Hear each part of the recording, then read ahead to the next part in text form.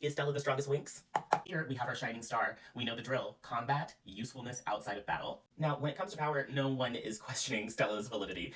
She has the power to harness literal sunshine and the moon when she remembers. She's been one of the powerhouses since the first episode. She consistently has strong spells, but outside of raw power, what exactly does that mean? Stella's power have a dazzling, explosive quality to them. You know when Stella is going to throw an attack, it's going to have a wide reach, which leads to one of its benefits, crowd control. Stella's spells have a wide range. This is excellent when the group is dealing with a barrage of opponents.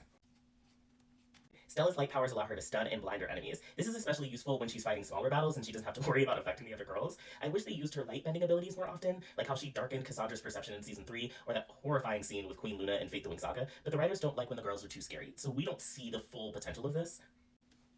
Battle experience. Stella is a year older than the other girls. This has given her more combat practice. This doesn't just show up in direct combat, I also think this also shows up in delegation. When the girls are in over their head, it's usually Stella who will make the call on retreating or calling out if a strategy isn't working. Stella is pretty even in terms of battle. We know that she's one of the powerhouses, we know that she's good at combat. The only caveat is that she doesn't have a variety of spells. She is usually reduced to just energy blast and a shield here and there. But now that we know that, how is she useful? Teleportation. How can I not talk about one of Stella's most iconic powers? Her scepter can allow her to teleport short and long distances. I do think that this is limited to whether she knows where she's going, kind of like Nightcrawler from the X-Men, but it still has its advantages. I could even include this in battle because I have seen her teleport herself and the other girls to one point of the battlefield to another. Illumination. You can always count on Stella to shine bright, and you never have to ask her to do it. She hates the dark. She's gonna do it anyway. Very self-sufficient queen. You know I'm horrible at drawing brains. Cultural knowledge. Stella is the resident cool girl, and she has a catalog of cultural knowledge concerning the magic dimension, and this can help the girls get up to speed on customs and protocol that they wouldn't necessarily know about. Does the plot hinge heavily on it most of the time?